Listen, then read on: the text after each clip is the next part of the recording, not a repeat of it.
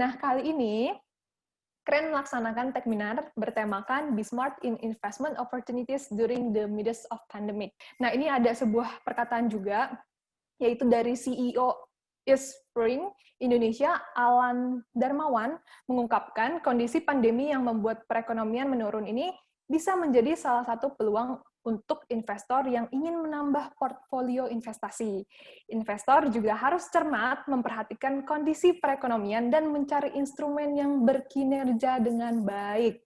Oke, untuk pertanyaannya, yang pertama. Nah, saya mau nanya nih ya kepada bapak-bapak semua, bagaimana sih caranya mengedukasi orang-orang yang memiliki ketakutan untuk mulai berinvestasi? Mungkin kan karena ada beberapa teman-teman kita yang mungkin belum terlalu begitu paham ya, dan mungkin mereka takut nih, aduh kalau investasi nggak aman nanti uangnya hilang. Kalau investasi nanti takutnya nggak untung gitu ya, saya lebih baik nabung aja misalnya gitu kan. Nah, gimana sih caranya mengedukasi biasanya orang-orang yang takut untuk mulai untuk investasi? Jadi saya mau tanya dulu mungkin dari Pak Mario dulu, mungkin silakan Pak, boleh?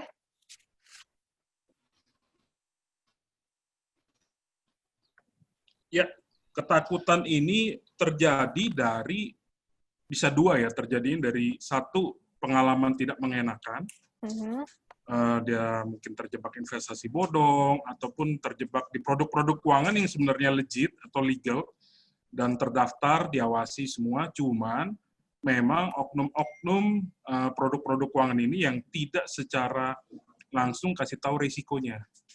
Jadi kapok gitu. Jadi kebanyakan saya juga dulu sempat 5 tahun lebih di industri keuangan, di bank, leasing, terus juga saya pernah jadi auditor juga.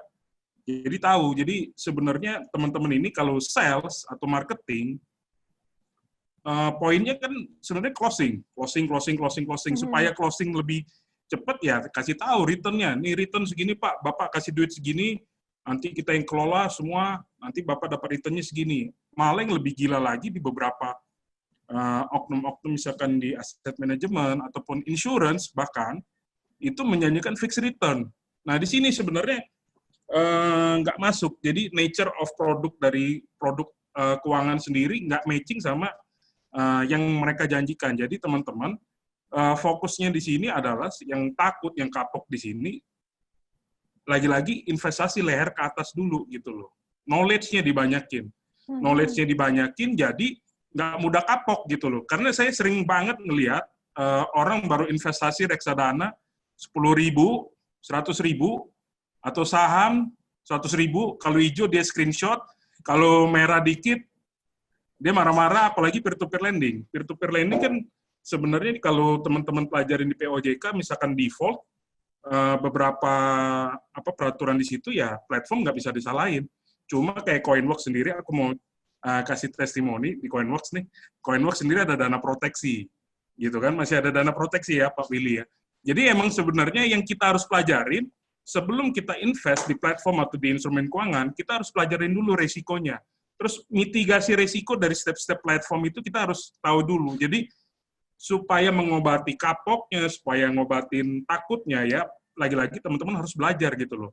Kayak Sukor juga ada YouTube channelnya, tadi malam saya baru nonton tuh, sama Pak Haritanu. Wah, jadi kita tahu nih landscape-nya bisnis media gimana sebelum kita invest. Jadi ya literasi keuangan ini ayo kita sama-sama tingkatin dulu literasi keuangan kita masing-masing, dan saya ngajak teman-teman di industri juga kita tingkatin literasi keuangan supaya apa? Produknya sebagus apapun produk keuangan yang ada di masyarakat, once ada satu bad experience dari teman-teman di sini, apalagi investor pemula ya, sekarang kan cepet banget di sosial media atau apa, ataupun financial advisor yang baru rame nih, sebulan lalu rame kasusnya, itu juga kita juga harus tahu, misalkan ya kita jangan males lah kasih uang ke orang lain, tahu resiko dan return-nya gimana. Kurang lebih sih yang aku bisa kasih pandanganku di situ.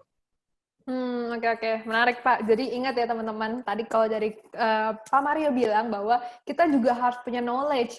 Mau investasi ya artinya kita harus ada ya pengetahuannya gitu ya, kurang lebih seperti apa. Jangan cuma dijanji-janjiin doang, terus dijanji-janjiin yang manis, terus kayak, Oh iya, percayain aja langsung ke apa ya, bisa istilahnya apa, agent ya mungkin ya, agentnya gitu untuk mengurus. Seperti itu. Oke, terima kasih Pak Mario. Mungkin ada tanggapan lagi dari yang lain? Pak Bernardus mungkin? Yap, silakan Pak. Ya, terima kasih buat waktunya Mbak Vera. Mm-mm. Jadi intinya ketakutan kita akan investasi itu pasti seperti saya setuju dengan kata Pak Mario tadi. Yang pertama itu karena ketidaktahuan kita. Karena kita nggak tahu apa di instrumen apa kita menginvestasikan, makanya kita takut. Nah, that's why benar banget kata Pak Mario, penting banget kita tuh investasikan waktu kita untuk membaca berkaitan tentang instrumen-instrumen investasi dan pahamilah semua berkaitan tentang risk and reward-nya. Nggak mungkin investasi itu semuanya untung terus. Itu nggak ada namanya untung terus. Tapi kita yang paling penting kita memahami risk reward-nya dari investasi tersebut dan kita pelajari apakah sesuai dengan risk profile kita. Apakah sesuai dengan jangka waktu investasi kita. Misalnya, kalau kita butuh duitnya dalam jangka waktu cepat, ya jangan tahu di saham. Karena saham itu untuk jangka panjang dan harus benar-benar uang dingin. Kalau teman-teman pengen jangka pendek untuk keperluan yang agak mendesak untuk dana darurat misalnya, ya teman-teman sebaiknya masukkan ke deposito atau ke reksadana pasar uang. Nah, kalau teman-teman udah waktunya jangka lebih menengah atau panjang misalnya, bisa ke instrumen saham dan uangnya dingin. Nah, itu harus dipelajari teman-teman semua. Bagaimana risk profile teman-teman, jangka waktu disesuaikan dengan instrumen investasinya. Nah, jika semua itu sesuai, tentunya teman-teman nggak akan namanya deg-degan atau takut. Dan yang kedua, yang paling penting lagi Vera, adalah berkaitan tentang money management. Jadi sebelum investasi, pastikan teman-teman memiliki keuangan yang sehat. Teman-teman udah bisa mengolah kebutuhan sehari-hari, udah ada pos-pos ya di bulanannya udah ada. Kemudian ada dana darurat 3 kali dari biaya hidup bulanan teman-teman. Nah, kalau itu semua udah tercover cukup, baru kita bisa mau investasi dengan tenang. Jadi modalnya adalah 2, yaitu supaya kita nggak takut adalah mindset, investasi di otak, cari tahu sebanyak mungkin, dan yang kedua adalah money management. Seperti itu Mbak Vera. Oke, terima kasih Pak Bernard untuk masukannya. Ingat ya teman-teman, berarti mindset dan money management tentunya. Dan tentunya harus disesuaikan juga sama risk profile-nya kita gitu ya. Dan mau jangka waktu berapa lama nih untuk investasinya, tujuannya apa gitu. Oke, siap. Dari Pak Willy mungkin Pak bisa ditambahkan? Iya, kalau untuk investasi tentu aja kan ada 2 hal yang memang selalu berdampingan, risk dan return gitu ya. Jadi jangan cuma sekedar mengejar return, pengennya keuntungan, pengennya untung, tapi juga harus dipelajari juga resikonya. Jadi setiap instrumen, setiap institusi penyedia layanannya keunggulan dan kelemahan juga masing-masing. Jadi itu juga harus dipahami dulu untuk teman-teman yang memang ingin melakukan investasi.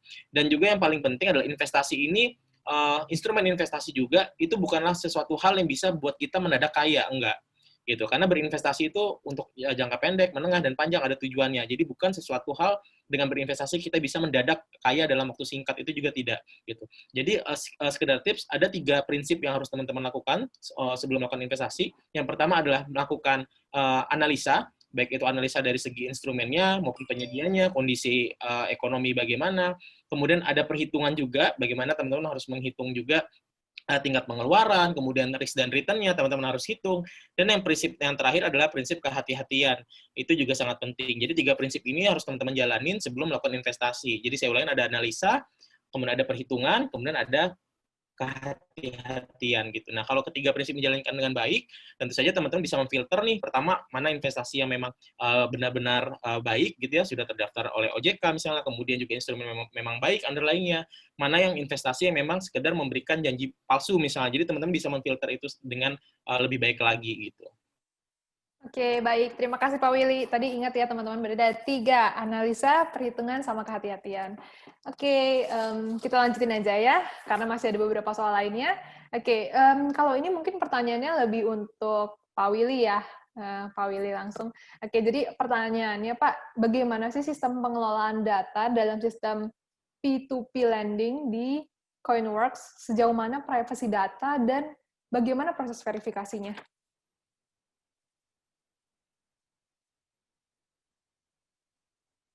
terkait masalah data dan keamanan data, kita itu Coinworks itu selalu mengikuti apa yang ditetapkan oleh pemerintah dan OJK selaku untuk keamanan data. Makanya kita juga menjalankan standar operasional sistem kita, sertifikasi dari ISO 27001.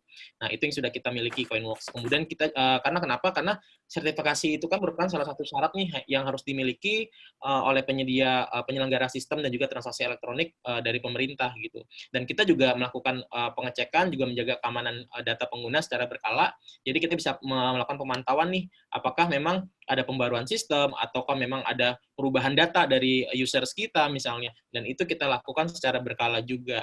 Kemudian juga kita juga melakukan penggunaan hak akses terhadap apps kita itu, kita juga melakukannya berdasarkan sistem informasi yang memang sudah kita rancang sedemikian rupa. Misalnya di dalam apps Coinworks kita juga bisa menggunakan sidik jari untuk verifikasi, kemudian kita juga ada PIN, OTP, dan segala macamnya untuk bisa memverifikasi data dan juga memberikan kenyamanan untuk para users kita bahwa memang data yang sudah mereka berikan tidak disalahgunakan gitu. Oke. Terima kasih Pak Willy. Berarti memang tadi ya sudah disampaikan Pak Willy bahwa sudah disupport sama OJK juga, jadi seharusnya aman gitu ya. Dan juga tadi sudah didukung oleh PIN, OTP, segala macam gitu. Sip, terima kasih Pak Willy. Oke, selanjutnya mungkin ada pertanyaan lagi. Ini pertanyaan mungkin untuk Pak Bernardus ya. Pak Bernardus, jadi strategi apa sih yang dilakukan Sukor untuk mengedukasi dan mempopulerkan trading di kala pandemi? Oke, terima kasih Mbak Vera buat pertanyaannya. Jadi strategi Sukor yang dilakukan di kala pandemi itu adalah yang pertama kita mengadakan talk show online di Instagram kita seminggu 2 kali. Biasanya tiap hari Selasa atau Jumat, di mana untuk seminggu sekali kita ada namanya CEO Talk, di mana kita mengupas mindset seorang CEO, bagaimana dia membangun bisnisnya, dan kita mengetahui bagaimana dia mengelola perusahaannya. Sehingga kita sebagai investor, kita memahami cara seorang direksi secara owner perusahaan berpikir, dan kita mengetahui bagaimana kesehatan perusahaan tersebut dan model bisnis dalam jangka waktu yang panjang, apakah sesuai atau enggak. Dan yang kedua, kita juga ada namanya program namanya T-Talks atau Trader Talks, terutama buat teman-teman yang ingin returnnya dalam jangka pendek, ingin membatasi risiko cepat, untungnya cepat, itu bisa namanya menggunakan strategi trading. Nah, kita diskusi metode trading para trader terkenal di situ. Nah, tapi selain kita mengadakan secara online, selanjutnya dari online itu kita convert ke nasabah. Nah, buat nasabah, kita ada namanya grup Telegram di mana kita saling sharing mengenai stock idea satu sama lain dan juga update terakhir mengenai emiten-emiten yang sedang hot di market. Karena menurut saya informasi itu merupakan hal yang paling penting di market supaya kita bisa menjadi trader maupun investor yang sukses sehingga kita bisa mengantisipasi hal-hal tersebut. Nah, selain dari Instagram dan juga Telegram, kita memiliki YouTube. Kemudian ada TikTok, di mana di YouTube dan TikTok itu kita mengedukasi secara visual, secara lebih menarik, lebih ringan bagaimana memulai investasi di pasar saham itu sendiri. Nah, sebenarnya jiwanya Sukor itu kita mengadakan event secara offline. Jadi kita roadshow ke kota-kota, seperti kita udah pernah mau coba sama Mas Mario di Finansialku, karena emang jiwa kita tuh hunter langsung, benar-benar kota-kota kita memotivasi, memberikan edukasi. Tetapi sayangnya karena pandemi ini, ya mau nggak mau kita harus hold lah, semuanya online. Tetapi jika tahun depan udah aman lagi, tentu kita akan menjalankan DNA kita ini lagi, yaitu langsung terjun ke lapangan, nggak cuma via online aja, seperti itu. Oke, menarik sekali. Berarti kalau sekarang ya karena lagi pandemi aja ya Pak ya, kalau enggak udah pasti meluncur gitu ya. Yes, Oke, betul banget. siap, menarik. Oke, selanjutnya pertanyaannya mungkin ini lebih untuk Pak Mario ya mungkin ya dari Finansialku. Mau nanya nih Pak, gimana sih caranya Finansialku bisa membantu seseorang untuk mulai investasi? Ya, kita untuk mulai investasi ya lagi-lagi itu sebenarnya kita banyak banget sih channel-channel yang teman-teman bisa pilih untuk belajar secara sebelum memulai investasi. Kita banyak banget channelnya. Jadi e-book tadi kita ada 17 e-book mengenai investasi dan perencanaan keuangan yang teman-teman tinggal search aja di Google, e-book Finansialku, nanti teman-teman bisa langsung masuk ke landing page kita, teman-teman bisa download itu secara gratis, itu pertama. Terus yang kedua, mau nonton, kan banyak kan prefer orang sukanya nonton YouTube. Kita YouTube channel kita buka aksesnya ke teman-teman bisa nonton juga. Atau bisa nontonnya melalui aplikasi Finansialku. Terus podcast, kan anak zaman sekarang kan dengerin podcast kan, nah, biar berfaedah lah, misalnya macet-macetan berfaedah, atau naik kereta api, sambil gelantungan dengerin podcast. Jadi waktunya nggak terbuang percuma. Itu kita juga ada podcastnya, kita top 5 lah di Spotify yang kategori bisnis dan teknologi podcast kita. Nah, kalau masih kurang teman-teman bisa download aplikasi Finansialku. Kita sudah sediakan di situ CFP kita, Certified Financial Planner. Teman-teman bisa tanya di situ. Bisa tanya, kalau misalkan masih kurang paham bisa tanya, dan kita sudah lengkapi sama fitur-fitur perencanaan keuangan including investasi di situ.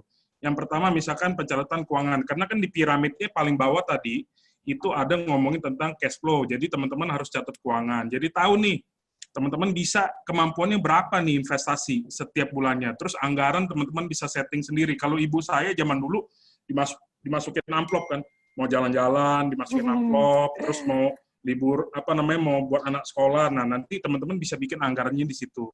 Terus teman-teman bisa check up juga kondisi dompetnya teman-teman. Udah kanker belum? Kanker tuh kantong kering bahasanya. Udah kantong kering stadium berapa? Nah, teman-teman bisa tahu tuh rasionya di situ.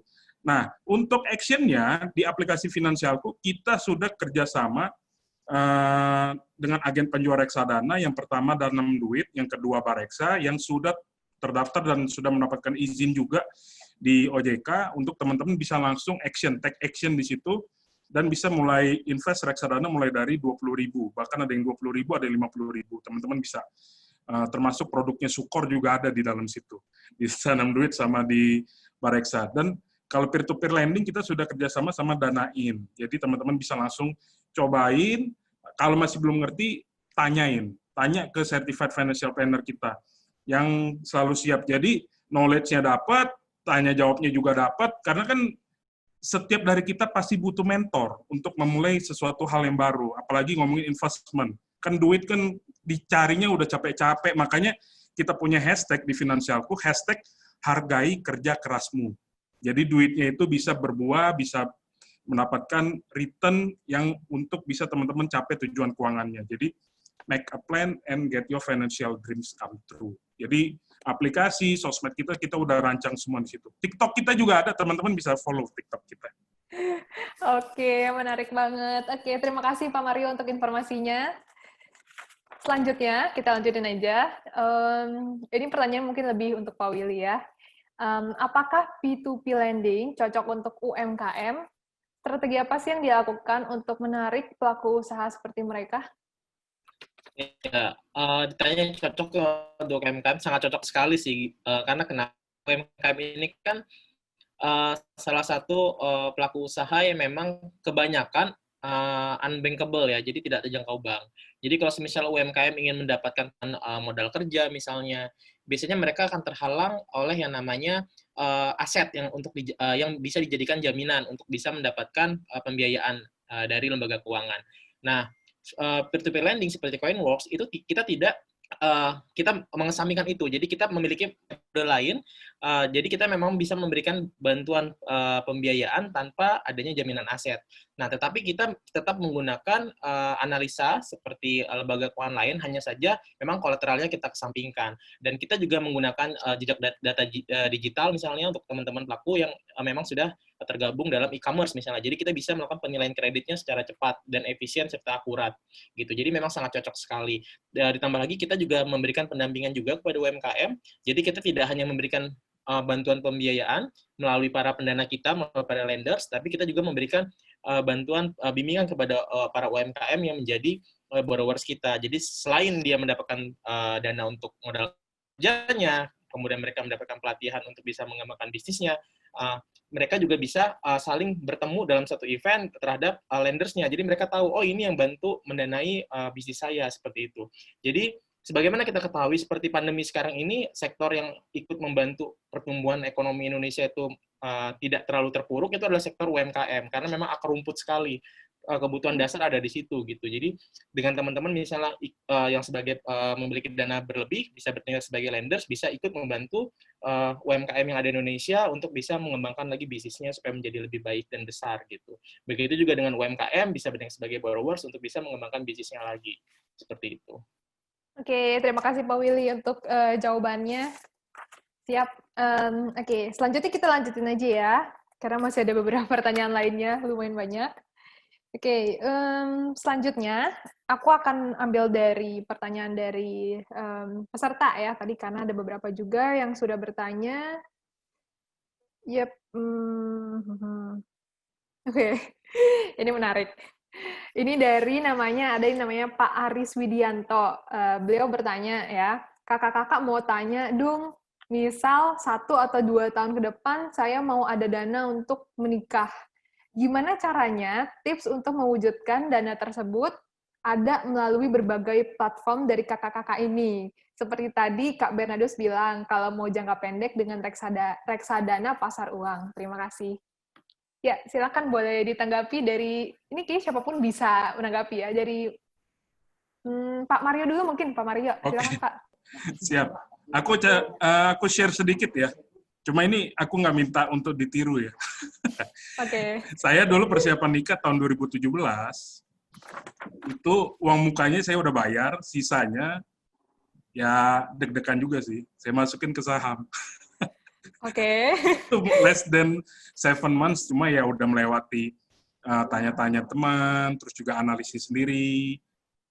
Jadi teman-teman ya kalau untuk saham itu ya secara fundamental paling nggak teman-teman harus bisa baca laporan keuangan paling nggak gitu. Jadi saya dulu bekal saya dulu untuk hari-hanya sedikit banyak dibantu sama portofolio saham saya. Cuma nggak untuk ditiru ya teman-teman ya, karena deg-degan juga. Itu korelasinya positif atau negatif.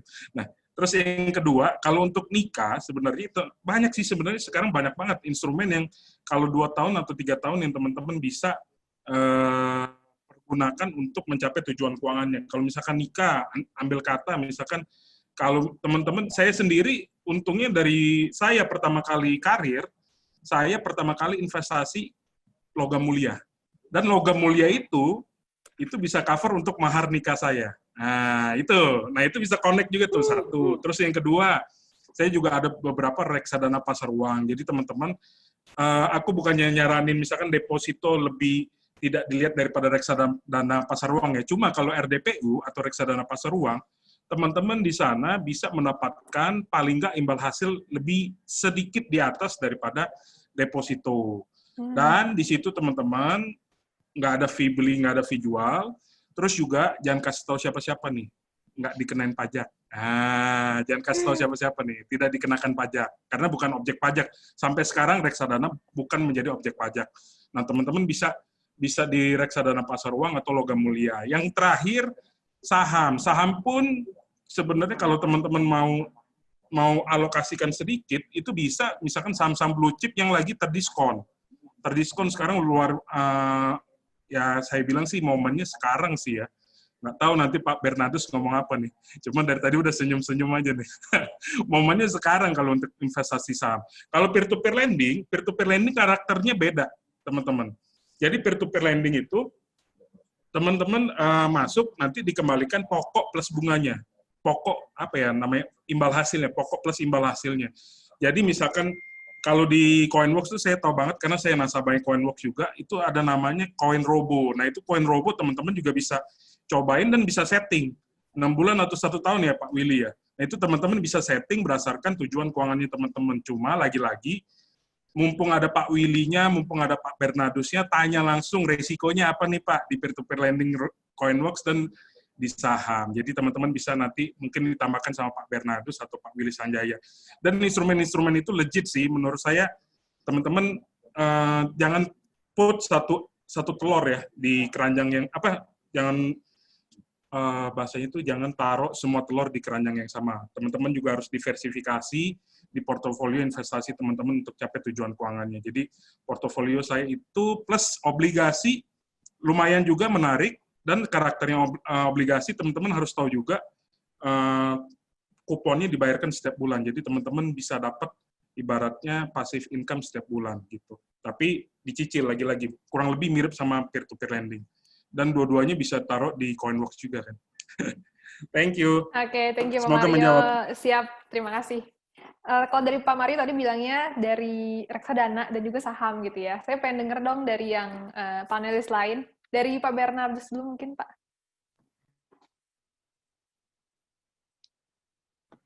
Ya, halo. Ya, halo Pak. Silakan Oke. Pak. Jadi untuk persiapan pernikahan ya ini ya, Mbak Vera ya. Iya, 2 tahun aja Pak, tapi Pak nggak lama-lama. 2 tahun ya. Yang pertama yang pasti teman-teman atau tadi dengan Pak siapa tadi, Mbak Vera? Sorry, Pak Aris. Pak Aris ya. Ya, betul. Untuk Pak Aris yang pasti pastikan untuk biaya bulanan, biaya dana darurat tetap harus dimasukin ke deposito atau reksadana pasar uang. Tapi mungkin untuk cair return yang paling tinggi saat ini adalah reksadana pasar uang, di mana returnnya lebih tinggi dari deposito biasa. Kenapa? Karena di reksadana pasar uang itu isinya depositonya kan sekali ke bank kan size-nya gede. Jadi dia bisa nego bunga lebih tinggi daripada kita perorangan. Nah, terus dia ada obligasi juga yang kurang dari setahun, reksadana pasar uang.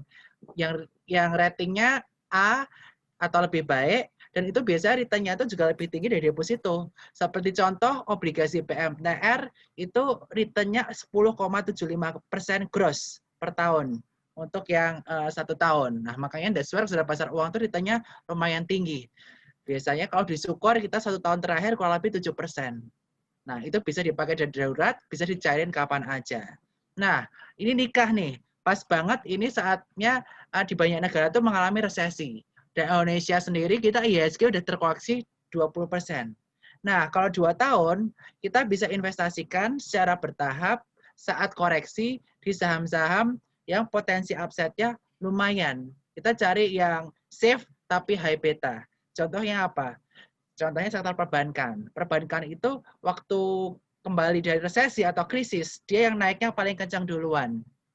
Nah, dan dia betanya paling tinggi. Kalau IHSG turun dalam, dia juga turun dalam. Kalau IHSG naik, dia naiknya juga kencang. Nah, kita bisa invest pertama di saham perbankan. Nah, perbankan ini yang high beta dan yang valuasinya paling murah saat ini adalah BBNI. Nah, coba bisa dianalisis lagi, dilirik BBNI ini.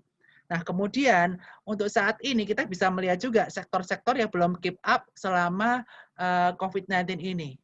Nah, kita bisa lihat sektor-sektor yang belum keep up selama COVID-19 ini. Yang pertama ada sektor properti sama sektor konstruksi. Jadi bisa diperhatikan sektor properti konstruksi karena harganya itu masih diskon cukup dalam ya dibandingkan harga awal tahun. Kita bisa cek seperti Pakuwon, BSD, SMRA, Sumarekon yang jualan properti milenial. Nanti teman-teman bisa akses dari properti ini, bisa pilih yang mana.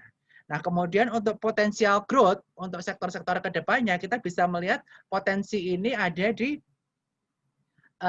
CPO dan pertambangan energi. Karena CPO dan pertambangan energi ini kedepannya akan sangat dibutuhkan dan udah mulai normal, terutama di China. Nah, kan banyak energi kita yang ekspor ke China. Nah, di sana udah mulai normal nih ekonominya, itu sudah 50% lah.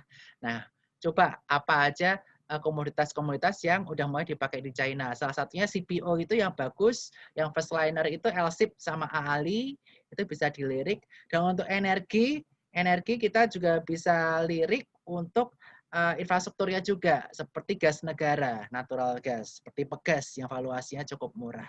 Nah, ntar Mas Aris ntar bisa pilih-pilih.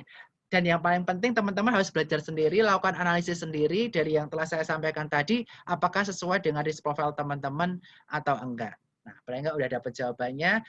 Keputusan investasi di tangan Anda, kita cuma bisa ngasih gambaran tentang sektor-sektor yang kedepannya berpeluang di 2 tahun ke depan. Seperti itu, Mbak Vera. Baik, terima kasih Pak Bernardus. Tadi sudah terjawab ya. Kalau dari Pak Willy, apakah ada tambahan lagi, Pak? Silakan, Pak. Ya, kalau dari saya sih, berhubung kita adalah super financial apps, gitu ya. Oke, baik. Jadi kalau pertama, ada rencana untuk menikah 2 tahun lagi, yang pertama sih pastikan pasangannya ada dulu.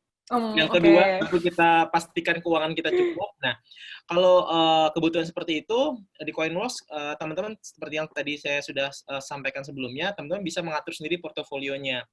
Jadi teman-teman bisa mengcombine dari produk di CoinWorks yang mungkin resikonya tinggi, dari sedang sampai yang rendah gitu. Jadi teman-teman bisa kombinasikan sesuai dengan profil resiko teman-teman. Jadi teman-teman bisa mengambil untuk backup-nya, untuk base-nya seperti di koin Robo yang memang stabil secara income-nya dan juga memang terproteksi juga oleh asuransi. Dan kemudian teman-teman bisa ambil lagi di koin bonds-nya seperti di SR13. Kemudian teman-teman bisa ambil di koin gold-nya juga. Jadi ada base yang lebih fix. Kemudian teman-teman bisa mencari tambahan tingkatan return lagi dengan melakukan pendanaan pada produk koin bisnis yang memang memberikan tingkat return yang jauh lebih tinggi, tetapi high risk high return itu teman-teman juga harus perhatikan. Jadi sebenarnya dengan CoinWorks teman-teman bisa atur sendiri nih portofolionya sehingga tujuan investasinya juga bisa tercapai gitu sesuai dengan keinginannya. Misalnya 2 tahun lagi kita juga memang pendanaan kita dimulai dari tenor 1 sampai 24 bulan dengan memberikan pendanaannya rata-rata peminjam kita dari 10 juta sampai 2 miliar gitu. Jadi teman-teman bisa pilih alokasi sesuai tenor yang dikehendaki tadi dengan tingkat return yang memang benar harus dicampur portofolionya untuk menghindari ya tadi jangan taruh semua telur dalam satu keranjang tadi. Kita harus diversifikasi gitu. Jadi teman-teman bisa menggunakan CoinWorks, bisa pilih alokasi portofolionya, dicampur semuanya supaya nanti tujuannya tetap tercapai pada saat dibutuhkan 2 tahun mendatang gitu sih. Oke. Thank you Pak Willy untuk jawabannya. Ingat ya teman-teman, 1 berarti harus ada pasangannya dulu. Oke, menarik. Oke, selanjutnya mungkin ini ke Pak Willy lagi sih. Ada yang bertanya lagi nih dari Ibu Stefani Angelia.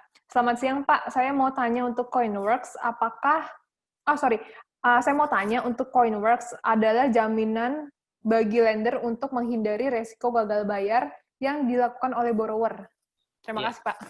Ya, jadi memang risiko gagal bayar itu adalah risiko terbesar dari pendanaan di peer-to-peer lending gitu. Nah, itu teman-teman harus perhatikan juga. Nah, sebenarnya platform itu tidak memiliki kewajiban untuk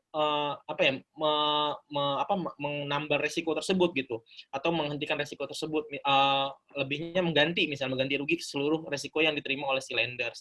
Nah, tetapi CoinWorks kita memiliki fitur yang sangat baik untuk setidaknya mengurangi tingkat kerugian dari lenders tadi, yaitu kita dengan pertama ada dana proteksi. Jadi dana proteksi ini kita alokasikan untuk mengurangi resiko dari lenders yang memilih borrowers yang gagal bayar. Nah, jadi borrowers di CoinWorks itu kita grading secara risiko kreditnya dari A sampai E. Jadi semakin beresiko, bunga yang ditawarkan juga semakin tinggi, dan dana proteksinya semakin rendah nantinya. Misalnya kalau teman-teman memilih borrowers, melakukan pendanaan dengan borrowers di grade A, nanti teman-teman akan di-cover oleh dana proteksi pokoknya saja 100%. Kemudian kalau yang grade B, 80%, grade C, 60% dan seterusnya. Hanya pokoknya saja yang di-cover oleh dana proteksi. Nah, semakin beresiko tentu bunga yang ditawarkan juga semakin tinggi. Itu yang pertama. Memang tidak ada jaminan kalau borrowers itu pasti aman, misalnya di grade A atau grade B gitu. Semakin grade-nya semakin baik, tidak menjamin juga borrowers itu aman dari gagal bayar. Tapi setidaknya dengan adanya dana proteksi, resiko lenders mengalami kerugian itu bisa lebih minimal sekali gitu. Misalnya kalau kita melakukan pendanaan di A tadi diproteksi 100% pokoknya saja gitu. Jadi kita hanya mengalami kerugian, mungkin hanya bunganya saja yang memang tidak dibayarkan seperti itu. Dan juga untuk produk koin Robo misalnya, itu juga kita cover dengan menggunakan asuransi gitu. Jadi memang kita lakukan secara khusus, strategi secara khusus supaya lenders ini setidaknya bisa meminimalkan tingkat kerugian gitu, karena memang tingkat keuntungan yang diberikan oleh pendanaan oleh peer-to-peer lending seperti CoinWorks juga bunganya sangat kompetitif gitu. Oke. Terima kasih Pak Willy untuk jawabannya. Berarti adanya dana proteksi juga gitu ya, jadi harusnya semakin bisa dibilang aman lah ya gitu ya, bisa dibilang aman seperti itu. Oke, menarik. Ada pertanyaan lagi, ini mungkin untuk Pak Bernard ya, ini cukup saya agak nggak ngerti sih sebetulnya, tapi coba saya bacakan dulu ya Pak Bernard ya. Jadi dari, ini yang bertanya Pak Giorgio Angelo, Kak Bernard, saya sebagai mahasiswa berinvestasi saham selama ini hanya berdasarkan indeks LQ45 dan IDX High Div 20. menurut Kak Bernard, untuk berinvestasi, berapa emiten atau sektor idealnya dalam satu portfolio? Terima kasih. Cukup bisa dipahami, Pak Bernard? Cukup. Oke. Baik, gimana, Pak? Oke, jadi untuk menentukan berapa saham di dalam portofolio kamu itu tentunya tergantung size uang yang kamu masukkan ke dalam portofolio tersebut. Nah, akan tapi seperti dikatakan Warren Buffett, don't put your egg in one basket. Jadi kamu harus melakukan diversifikasi. Nah, idealnya untuk yang masih size-nya di bawah 1 miliar, itu 3-5 saham itu cukup. 3-5 saham LQ45 itu cukup untuk kita masukkan ke dalam portofolio tersebut. Nah, bagaimana mengatur portofolionya? Nah, tentunya itu sesuai dengan risk profile kalian masing-masing. Untuk yang sektor paling defensif, teman-teman bisa coba sektor consumer goods atau telekomunikasi seperti Telkom. Kemudian consumer goods-nya ada ICBP, INDF, atau Unilever. Itu untuk sektor defensifnya, di mana ketika IHSG naik turun, dia kalau turun nggak turun banget, kalau naik nggak naik banget. Itu untuk defensifnya. Tapi kita dalam mengatur portofolio tentunya perlu ada namanya yang high beta. Kita perlu ada yang namanya banking, karena bagaimanapun banking itu penggerak indeks. 30% market cap di Indonesia itu isinya banking. Jadi jangan lupa masukkan banking di portofolio kalian. Nah, 1-3 saham lainnya apa? Nah, itu disesuaikan dengan trading plan teman-teman masing-masing. Bisa teman-teman cari properti karena yang saya sampaikan tadi masih laggard, atau satu saham untuk trading di komoditas yang harganya cyclical, atau satu saham lagi bisa di sektor atau saham yang lagi lari kenceng, kita follow the big money di situ, follow the trend. Nah, itu nanti tergantung teman-teman mengatur portofolio teman-teman seperti apa. Nah, untuk informasi lebih lanjut mengenai saham-saham yang lagi hype segala macam, ya teman-teman bisa join Sukor. Nanti kita akan ada komunitas di Telegram, di mana kita tiap hari saling sharing satu sama lain dengan teman-teman kita di komunitas. Seperti itu, Mbak Vera. Oke, baik. Terima kasih Pak Bernardus untuk jawabannya. Mungkin ini pertanyaan terakhir kali ya yang akan saya tanyakan. Ini sebetulnya udah dijawab, tapi saya masih penasaran banget sih. Jadi ini dari Pak Andreas Andiana Triyono Putro, nanya ke Pak Mario ya. Pak Mario mau tanya, apakah direkomendasikan untuk investasi emas cair atau harus emas logam mulia? Terima kasih. Dan ini kan kalau dari sini Pak Mario nggak salah udah sempat jawab juga ya, kalau nggak salah jawabannya digital ya. Nah, boleh kasih dong Pak alasan lebih ininya, supaya kita pada paham juga gitu. Jadi pas saya lulus dulu, saya pertama kerja saya investin di logam mulia, tapi fisik. Cuma kan kalau fisik dulu 1 gram tuh 500.000 teman-teman. Jadi kalau kita pertama kerja UMR dulu inget banget, walaupun kerjanya di EY tapi UMR dulu. Nah itu makanya investnya saya cicil sebulan pertama, bulan kedua saya kumpulin untuk beli logam mulia fisik. Nah untungnya karena banyak banget teknologi fintech di luar sini di Indonesia. Salah satu misalkan emas digital, salah satunya pegadaian digital. Teman-teman itu nggak usah kayak saya lagi nih beli emas harus nabung dulu, apalagi sekarang 1 gramnya 1 juta kan. Nah, teman-teman bisa langsung gunakan platform, misalkan salah satu pegadaian digital, untuk coba invest, mulai dari 50.000. Nah, teman-teman juga nantinya bisa cetak juga logam mulianya gitu. Itu sih. Jadi, teman-teman kalau yang mau coba taruh dana daruratnya, dana darurat itu kalau di Finansialku, untuk yang teman-teman jomblo, itu harus sebesar 6 kali pengeluaran bulanan.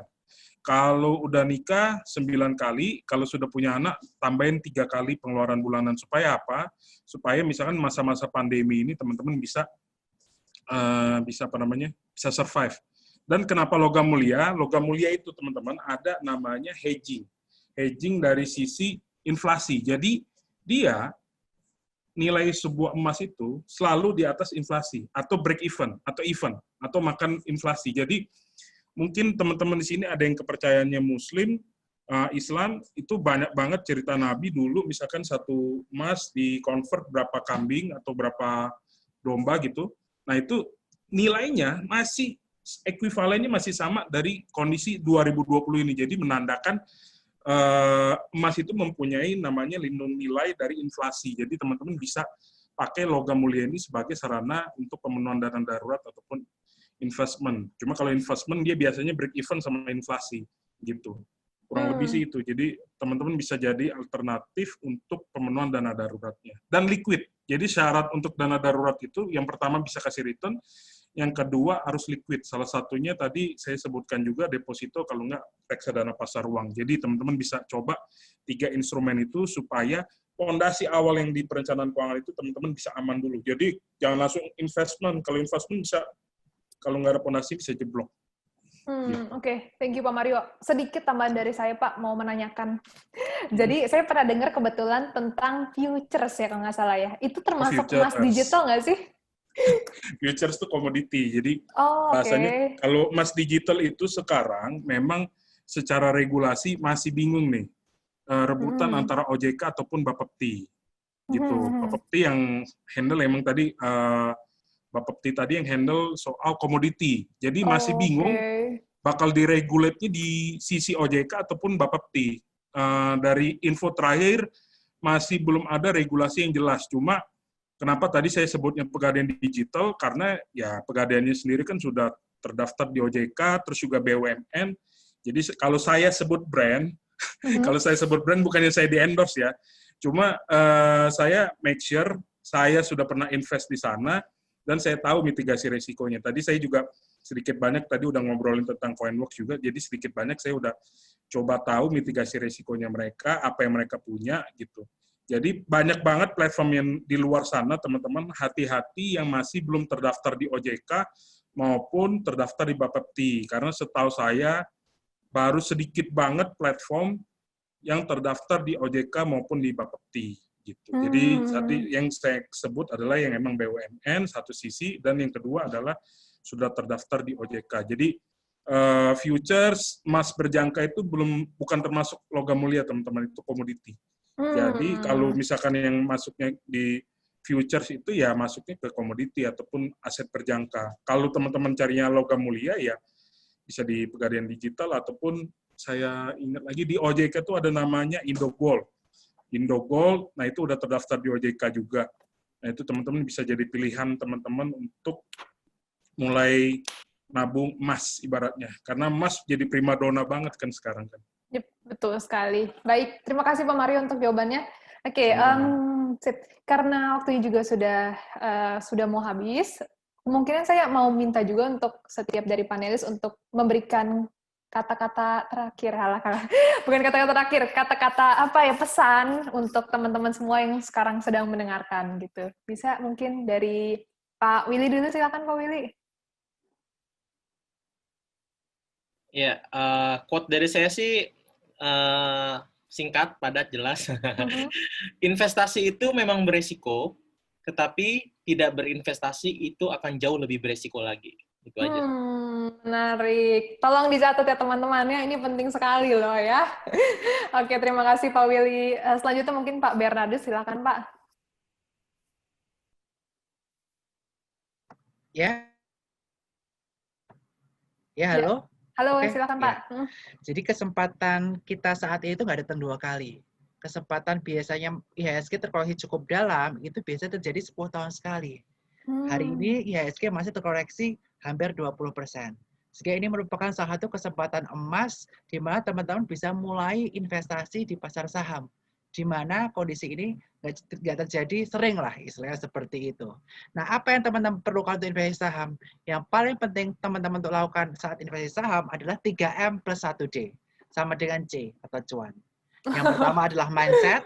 Teman-teman harus melatih mindset teman-teman untuk mau delay gratification, menunda kesenangan dulu, dan juga mau belajar dan berjuang. Yang kedua, M-nya adalah metode. Teman-teman belajar metode-metode di pasar saham, mulai fundamental, technical, teman-teman harus lahap habis mumpung lagi pandemi. Yang ketiga adalah money management.